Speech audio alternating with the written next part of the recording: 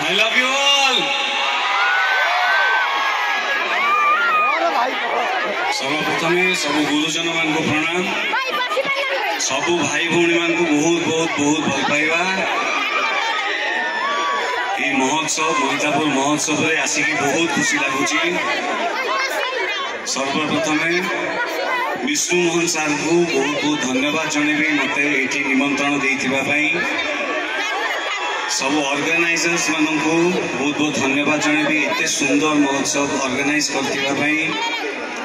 मुन्ना भाई को बहुत बहुत धन्यवाद जनइबी एते बढ़िया सुंदर इवेंट ऑर्गेनाइज करथिबा पई। सब म्यूजिशियन सब आर्टिस्ट मान को धन्यवाद जनइबी एवं आपण मान को परिवार रो छोट सदस्य टी पारिथिबा पई मु आज बहुत खुशी लगुची। ये गाँ माटी रे मु पाद देइची प्रथम थर पे आपण को गाँ को आसी मते बहुत खुशी लगुची।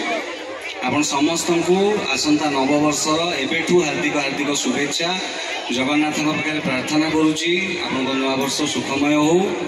आउ थे आपण मान गाँ को आसी बहुत खुशी लगुची। मते विष्णु बाबू को बहुत बहुत धन्यवाद जनइबी मते निमंत्रण देइथिबा ये महोत्सव गोटे सदस्य बनी बहुत बहुत धन्यवाद अंतररू बहुत बहुत धन्यवाद।